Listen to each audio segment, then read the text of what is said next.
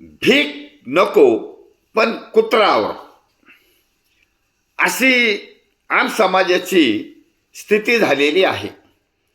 हे राजकीय लोकांनी या स्थानिक स्वराज्य संस्थेला एवढा महत्त्व दिलं आणि आम समाजाच्या नागरिकावर धुमाकूळ घातला, अन्याय केला, फॉर्म मागे घ्यायला लावले, दहशत निर्माण केली, गुंड पाठवले, हे सर्व काही केलं. नगर परिषदेच्या निवडणुकीमध्ये मुख्यमंत्र्यासारखे लोक त्या जामखेडसारख्या ठिकाणी आले, रॅल्या काढल्या, 10-10 वाजेपर्यंत प्रचार केला.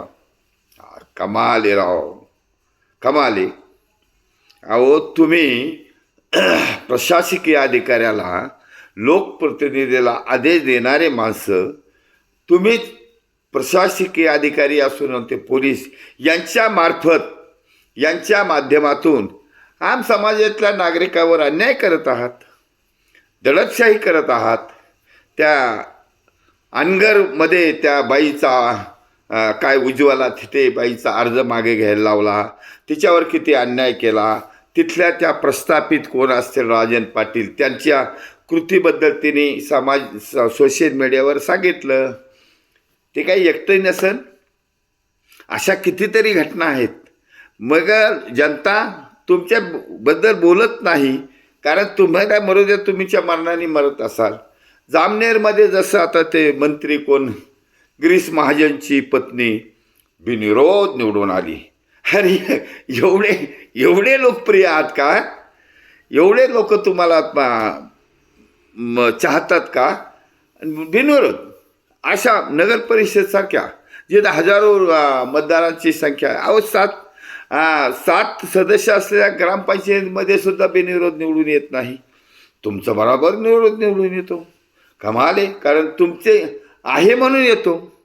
तुम्ही जे हातकंडे वापरतात, प्रशासन पोलीस यांना वापरून, आणि त्याला सपोर्टिंग तुमचे जे गावुंड असतात, ते कार्यकुत्रे नावाचे माणसं असतात, ते तुमचे मदत करतात.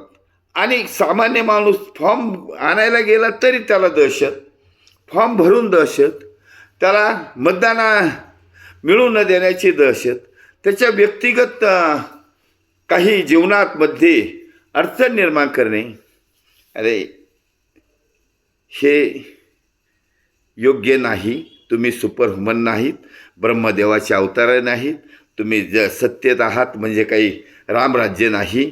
आणि तुम्ही काही याचे, कारण तुम्हाला थोडंसं कमी अज्ञान असल्यामुळं, अडाणी अल्पशिक्षित असल्यामुळं तुम्हालाच कळत नाही निवडून आल्यावर काही स्वर्ग मिळतो का, निवडून आल्यावर तुम्हाला पुण्य प्राप्त होतं, मोक्ष मिळतो, असं काही नसतं.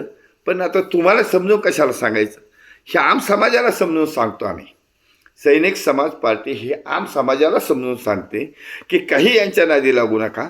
यांच्या योजना, दान, अनुदान हे द्यायला काही आम्ही भिकारी पण नाहीत, आणि तुम्ही काही एवढे कुबेर नाहीत.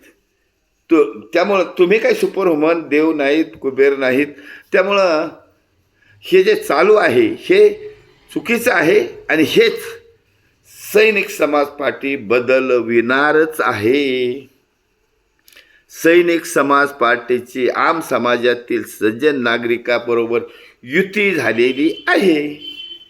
तो सर्व सज्जन नागरिक हा सैनिक समाज पार्टीच्या आयडिओलॉजीकडे जोडत चालला आहे, आणि हम गॅरंटी नाही देणार, पण सैनिक समाज पार्टीचं सरकार येणार, छत्रपती शिवाजी महाराजाच्या रयतेच्या राज्याची पुनरावृत्ती होणार, आणि अशा अन्याय सहन केलेल्या, दडपशाही सहन केलेल्या लोकांना आम्ही संरक्षण देणार, महिलांना संरक्षण देणार.